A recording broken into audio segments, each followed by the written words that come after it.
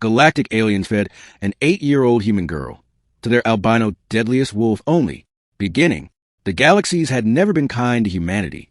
When Earth's defenses crumbled under the might of the Vortic Empire, a coalition of cold-blooded alien species whose technology eclipsed humanity's by centuries, humans became little more than slaves, curiosities, or sacrifices in alien rituals. Among the enslaved was a young girl named Alara Denslow, only 8 years old. She had been taken when her family's colony on Europa fell. Unlike the adults, who resisted until they were beaten or executed, children were seen as fragile amusements. The Vortic believed humans carried a strange energy, something they called essence of defiance, and for centuries they had sought to break it. Their solution? Feed humans, especially young ones, to their deadliest beasts. On the prison moon Rashka, deep in the Vortic stronghold, there existed a single albino wolf beast known only as Karath, twice the size of a tiger. With fur as white as starlight and eyes glowing like molten silver, Karath was feared even by the Vortic themselves. It had been engineered in their genetic forges as the apex predator of predators. Nothing survived its hunt. And so, when Alara was dragged before the high chamber of Vortic warlords, her fate was decided. She is small, weak, and human, his Chancellor Dryvac, his scaled mandibles clicking. Karath will enjoy devouring her. The chamber erupted in approval. For them, it was entertainment, a spectacle of cruelty. Alara trembled as guards shackled her wrists. She had heard the stories of the albino wolf, how no creature survived its hunger. But even in her fear, a strange ember of courage stirred inside her. They led her through stone corridors into the beast arena, a vast coliseum hollowed into Rashka's jagged mountains. The crowd of aliens roared from balconies above, their voices like thunder. A single gate opened, and the albino wolf padded out. Karath's fur shimmered under the cold moons, each muscle rippling with lethal grace. Its silver eyes locked onto Alara. The guard shoved her forward, the chains clattering at her ankles. "Run, little human," sneered one of the aliens. "Run and pray." Alara stumbled into the sandy pit. The wolf lowered its head, nostrils flaring as it inhaled her scent. The arena fell silent. Then Karath lunged. Alara screamed and ran, her small legs carrying her across the sand as the beast closed the distance with terrifying speed. She could hear its paws pounding, the hot breath of its jaws behind her. The crowd cheered, expecting the child's end within seconds. But something unexpected happened. Karath stopped. Just before its fangs could crush her, the beast froze, muscles trembling as if fighting against an unseen force. Its silver eyes flickered, not with hunger, but recognition. Alara collapsed, crying, waiting for death. Instead, Karath sniffed her hair, then sat down beside her like a loyal guardian. The entire arena gasped. The Chancellor rose to his feet, furious.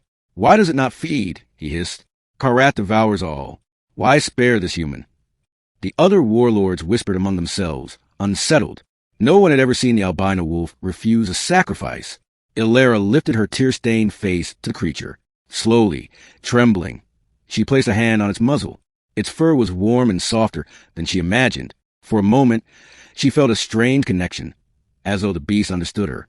The guards tried to drag her away, but Karath snarled, bearing fangs longer than their forearms. The soldiers recoiled in fear. The message was clear. The wolf would not allow harm to the girl. Over the following days, Alara was not executed as expected. Instead, she was thrown back into the arena repeatedly, each time with Karath. Each time, the same result. The wolf refused to kill her. Instead, it protected her from other beasts that the Vortic released. When they unleashed a razor-spined reptile, Karath tore it apart before it touched her. When they tried a swarm of venomous insects, Karath's growl sent them scattering into cracks. The crowd no longer cheered for blood. They whispered in fear of what this meant. Had Karath, the deadliest weapon of the Vortic, chose a human child? The bond, locked in a chamber beside the beast's enclosure, Alara began to understand. Karath was no ordinary monster. She discovered an old implant embedded beneath its fur, evidence it had once been controlled by neural links. But the implant was shattered, burned from within.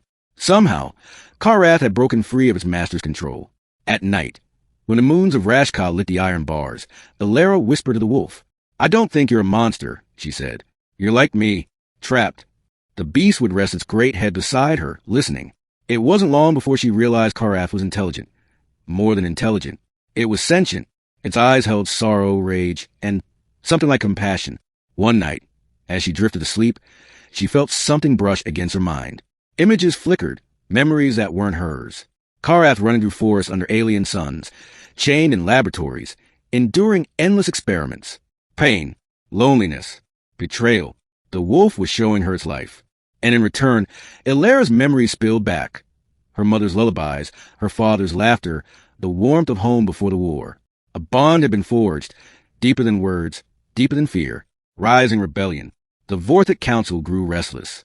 This cannot be allowed, Chancellor Dryvac hissed. The beast is our weapon of terror, not a pet of child. Kill the human.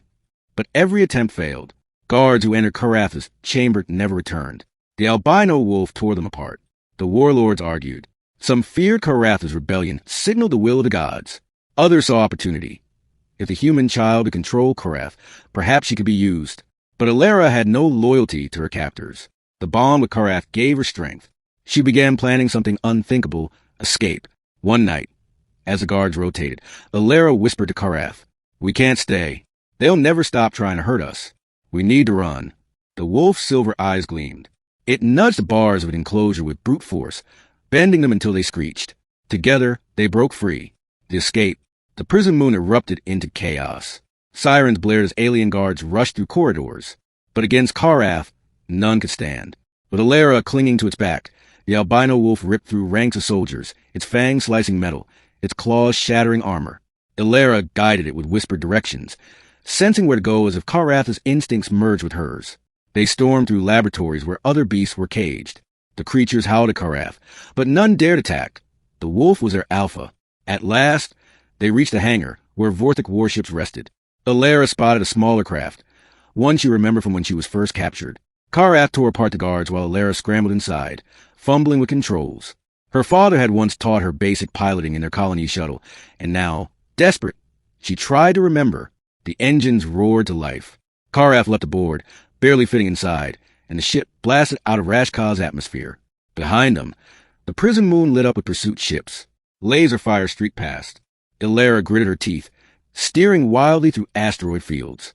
But Karath was not idle. From its throat erupted a roar that wasn't just sound. It was a pulse of energy, silver and radiant, that cracked through space itself. The pursuing ships faltered, systems shorting out as if the wolf's very being disrupted their machines. Together, girl and beast vanished into the starry void. Ending. For weeks, Illyra and Karath drifted from world to world, hunted by the Vortic. On barren moons, they scavenged food. On derelict stations, they found shelter. Wherever they went, Karath stood guard, fierce and protective. But Illyra knew they couldn't run forever. Humanity needed hope, and Karath, once the Vortic's weapon, could be that hope. At last, they reached a hidden human outpost, one of the last resistance cells. The soldiers raised their weapons in shock when they saw an 8-year-old girl disembark with a monstrous albino wolf at her side. "Don't shoot," Illyra cried. "He's with me." The wolf lowered its head, calm and watchful. The humans hesitated, then lowered their guns. They listened as Illyra told her story, of captivity, of the bond, of the beast who defied its masters. To them, Illyra was no longer just a child. She was a symbol, the girl who tamed the deadliest creature in the galaxy. And Karath, once feared as a monster, now stood as humanity's unexpected ally. The resistance spread the tale across the stars. Whispers became legends.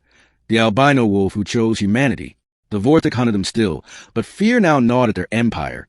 Their greatest weapon had betrayed them. Their cruelty had forged the very thing they feared most. Hope. Illyra, clutching Karath's fur as they stared into the vast unknown, whispered softly, "They tried to feed me to you, but they didn't know we'd save each other." And with that, the stars welcomed their unlikely bond, an 8-year-old girl, and a beast who was never truly a beast at all.